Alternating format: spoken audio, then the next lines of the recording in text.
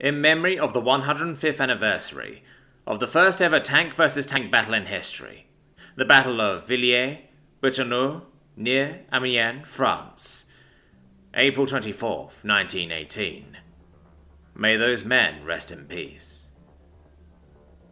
This was the first tour group the humans had permitted in their space since the Agrian War some 5 years ago. We were more than just a little bit indebted to humanity following the end of that war. A war that was fought over 700 years, brought to its end in barely 5. Humanity is simultaneously wondrous and terrifying. So it was indeed a great honor that I, Ambassador Frax Fran of the Eridanese peoples, be one of the few permitted to engage with humanity's tourism industry. I stood side by side my fellow delegates of the Galactic Confederacy and waited patiently for the tour to begin. Today was the first stop in our tour of human history. It was something humans called a tank museum. So what exactly are we doing here then? Tank museum? Are they going to show us a collection of storage equipment then? The Taurian ambassador asked in an annoyed fashion. Don't be so cruel, Thantus. You owe these humans as much a debt as the rest of us do. The least you could do is humor them. Ambassador Kren for the Serani snapped at him. Now, friends, let us not push the issue. We have a day off and we are going to take a nice walk through the hallowed halls of history. I see no reason to whine. Let us enjoy ourselves and enjoy the buffet at the tour's end.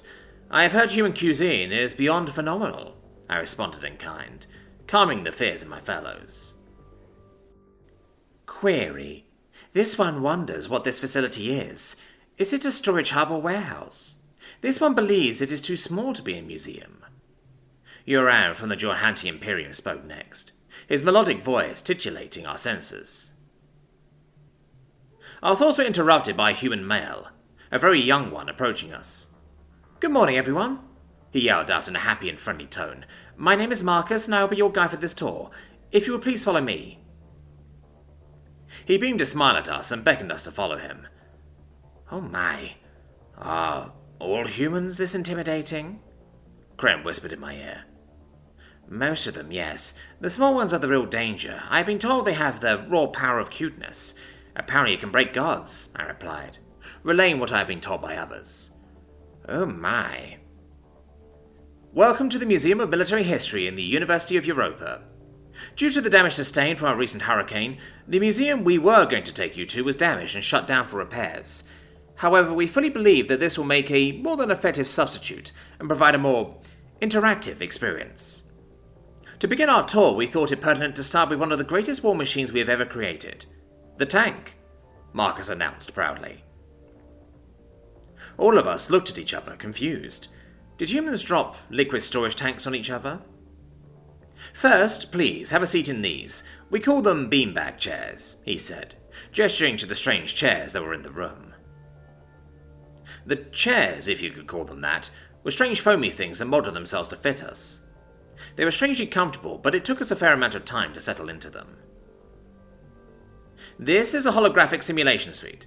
It will allow us to do basically anything, within a safe, controlled environment with absolute accuracy in simulation and visualization. So let's get started. This is the tank, specifically the N3A Washington main battle tank. I'm sure you're all familiar with it, Marcus said.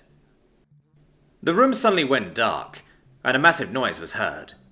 A strange, metallic grinding, screwing noise came from a dark corner of the room, and a huge lumbering metal beast on tracks appeared in our midst. We recognized it immediately. The humans called them tanks? What insult was this? We call them death boxes, wheeled evil, menaces or war beasts. They called them tanks? The machine trundled into the room with its engine roaring, and performed several maneuvers in front of us, twisting its turret and its gun around. It performed maneuvers we thought impossible for any vehicle, such as performing a full turn while still in place, never moving its cannon. Its turret stayed fixed on a target while it moved over hills and trenches, with a kind of ease that would make the great Skimmerand back home look like a paraplegic. Then, for a finale, it fired its cannon. The thunderous roar of that horrible beast put us all into terrified silence. That was a recording of a proving ground run. It was simply a test to showcase the machine and prepare it for battle. Do not be afraid, it's just a hologram. It can do no harm, Marcus smiled warmly at us. I don't know the effect it had on others, but I was not comforted at all. Now, the reason this was shown first on your tour was not because of recent events, it was because of an event that took place 300 years ago. You find yourself here in an absolutely auspicious event. Today is the 300th year anniversary of the first ever tank versus tank battle in history. The scene changed to one of merciless devastation. A bland, smoky haze hung heavily in the air. The trunks of burnt-out trees and craters of artillery shells littered the ground. A loud, scraping, trundling noise came from the left, and a louder noise came from the right. The background noises of falling shells, screaming men and gunfire rang through the air. April 24th, 1918. The Second Battle of Villiers-Bretonneux rages on, as French and Allied forces engage German troops in the battlefield. Dozens of smaller battles across a massive landscape, none more significant than this. In a field near the town of Amiens, 3 British Mark IV tanks approached their battle deployment line, while 3 German-made A7V tanks marched to meet them. The scene changes to us gasping in horror, as the massive, oddly shaped monsters appear out of the fog, bristling with cannons and machine guns. 3 British Mark IV tanks, 1 male variant featuring heavy cannons and artillery guns, and 2 female variants featuring infantry support weaponry such as machine guns. Approaching them are 3 of only 20 A7V tanks ever built, armed with machine guns on all sides except the front, where an artillery gun is mounted. The slow-moving beasts, staggeringly slow, approached and spotted each other through the smog of war. We could clearly see massive fundamental differences in design on both sides. The British Mark IV tank, with its classic Longzit shape, weighed 28 to 29 tons, was almost 26.5 feet long, more than 8 feet high and up to 13.5 feet wide. It had a crew of 7 or 8 and came in 2 versions. The male, with 2 6-pounder, 57mm guns mounted on each side, and 3 .303 machine guns, and the female with just 5 .303 machine guns. Its top speed was a blazing 4 miles per hour. The German A7V tank weighed 30 to 33 tons, was more than 24 feet long, 10 feet wide, and more than 10 feet high. It had a crew of 18, a single 6-pounder 57mm gun mounted at the front, and 6 7.9mm machine guns. The Germans called it the Monster. Marcus's explanation didn't make us feel any more comfortable, despite his pleasant demeanour. To this day, only one surviving model of the German A7V exists, permanently encased in amberlite, a synthetic form of fossilized tree sap that will guarantee it never disintegrates or suffers damage for millions of years to come. It currently sits in pride of place at the Queensland Museum in Australia, he said, giving us a quick look at the machine on display before returning to the simulation. The battle was short but critical. The German tanks engaged first, causing damage to the 2 female variants, causing them to retreat. Cannon fire rang for our ears, as we saw shells and machine gun fire being exchanged by these lumbering monstrosities. We could feel the sheer horrific impact of each shell hitting its target, as if we were inside them. This was the basis of all armoured warfare until the Gulf War took place. The remaining British Mark IV was outnumbered and taking heavy fire. The vehicle was moving too much over the shattered terrain and broken craters that it was unable to accurately fire its cannon. The tank's crew commander, Mitchell, ordered the tank to stop.